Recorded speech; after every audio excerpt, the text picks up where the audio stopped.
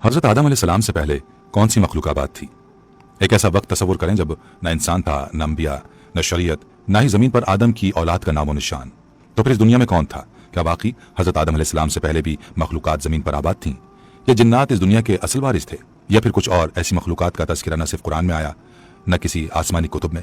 ये दुनिया की सबसे पुरअसरार, सनसनीखेज़ और खुफिया दास्तान है।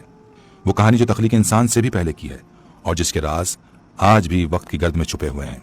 आज हम आपको लिए चलेंगे एक ऐसे सफर पर जहां कदम कदम पर हैरत, सनसनी और राज आपका इंतजार कर रहे हैं। यह है हज़रत आदम अलैहिस्सलाम से पहले की दुनिया का पर्दा चाक करने वाला सिलसिला। बिस्मिल्लाहिर्रहमानिर्रहीम, अस्सलामु अलैकुम रहमतुल्लाहि व बरकातुहू। नाज़रीन, हज़रत आदम अलैहिस्सलाम और अम्मा हव्वा अलैहिस्सलाम की कहानी न सिर्फ इस्लामी तारीख का आगाज़ है बल्कि इंसानियत की पैदाइश का वो बाब है जिसने दुनिया की कायनाती दास्तान को एक नया रुख दिया। यह किस्सा हमेशा से मुसलमानों के दिलों में मोहब्बत, अकीदत और हैरत का बाइस रहा है। लेकिन एक सवाल जो सदियों से जहनों में गूंज रहा है वो ये कि आखिर हज़रत आदम अलैहिस्सलाम और अम्मा हव्वा अलैहिस्सलाम के ज़मीन पर आने से पहले इस दुनिया में क्या था? क्या ये दुनिया पहले भी किसी मखलूक से आबाद थी? ज़मीन और आसमान की तख्लीक का मरहला कैसे मुकम्मल हुआ और हज़रत आदम अलैहिस्सलाम को कब, कैसे और कहाँ ज़मीन पर उतारा गया? आज की इस इंतहाई अहम और फिक्र अंगेज़ वीडियो में हम आपको इन तमाम सवालात के तफसीली और मुदल्लिल जवाबात देंगे। हम आपको बताएंगे कि हज़रत आदम अलैहिस्सलाम से पहले ज़मीन पर किन मखलूक़ात का कब्ज़ा था, जिन्नात का क्या किरदार था और क्या हज़रत आदम अलैहिस्सलाम से पहले भी कोई पैगम्बर मबूस हुए थे। आप ये भी जानेंगे कि अल्लाह ताला ने हज़रत आदम अलैहिस्सलाम की तख्लीक मिट्टी से क्यों फरमाई, वो ख़ास मिट्टी कहाँ से ली गई, उसकी कैसी खुसूसियात थीं और उस मिट्टी में ऐसी क्या बात थी जो हज़रत आदम अलैहिस्सलाम को अशरफुल मखलूक़ात का मकाम दिलवाने का सबब बनी। हम ये भी बयान करेंगे कि हज़रत आदम अलैहिस्सलाम ने अपनी ज़िंदगी का आगाज़ कहाँ और कैसे किया। जन्नत से ज़मीन पर तशरीफ़ लाते वक्त आपके साथ क्या कुछ था, आपने ज़मीन पर अपनी औलाद के लिए क्या पैगामात छोड़े और आपकी वफ़ात कब, कहाँ और किस हाल में हुई।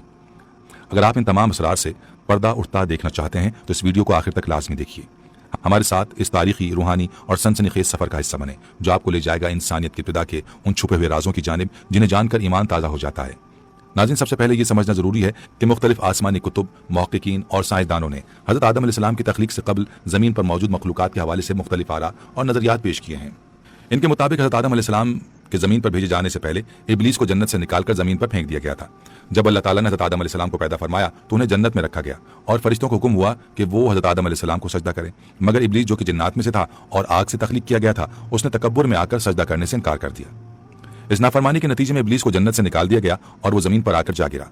वहाँ इसने तवील मुद्दत गिरियावजारी की और फिर अल्लाह ताला से क़यामत तक मोहलत मांगी ताकि वो इंसानों को गुमराह कर सके और उसे मोहलत अता कर दी गई।